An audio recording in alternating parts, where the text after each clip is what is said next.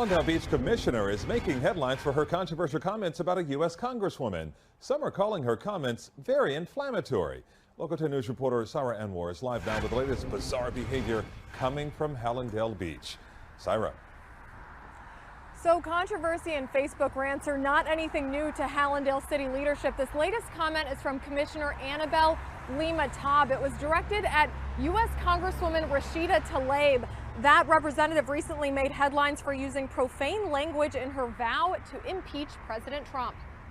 Hallandale Beach Commissioner Anabelle Lima-Taub signed this online petition to remove Tlaib from office. But it's this comment that her colleagues see as problematic. Quote, proudly signed, Lima-Taub's post reads, a Hamas-loving anti-Semite has no place in government. She is a danger, and I would not put it past her to become a martyr and blow up Capitol Hill. And Representative Tlaib responded on Twitter saying this sort of hateful anti-Muslim rhetoric doesn't happen in a vacuum. This president embraced it, and Republicans have happily gone along with it. I am so excited. I gotta do the...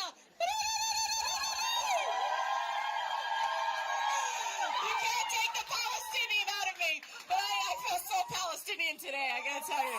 You get into Congress, will you vote against U.S. military aid for Israel? Absolutely. There's no point in Rashida blaming Trump for the things she is doing and saying. Within hours of assuming office, she's taking a pro-BDS position, accusing other people of having dual loyalties and hanging out with pro-terror activists who admire the child murderer Samir Kunter.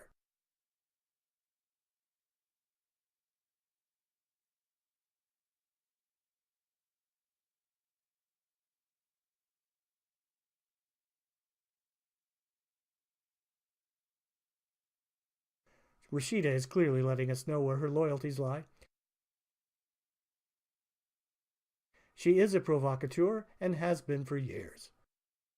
You were actually at an event, a Trump speech. This was 2 years ago in Detroit, and you, along with several others, were forcibly removed from that speech for heckling. I mean, you tell me, Rashida, how much of your decision to run was shaped by this president? Look, I say this a lot to people, but it's true. Did Trump make her do this, or did she decide on her own to disrupt a room full of hundreds of people? She knows exactly what she is doing. She is a provocateur, and she has been doing this for years. We have to actually run for office, and we have to demand to have a seat at the table. People back home love me like this. They love it. They call me good trouble because it matters so much when we do not speak up.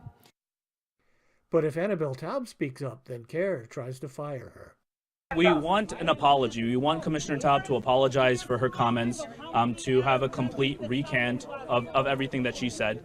And if she can't bring herself to apologize, then we think a resignation is needed.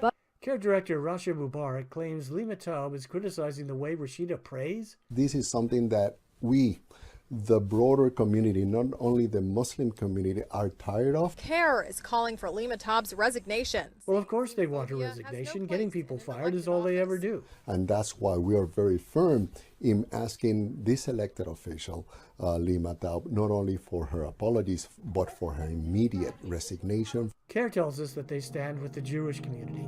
We spoke with CAIR, the Council on American Islamic Relations. We just want our Jewish neighbors to know that we stand in solidarity with them.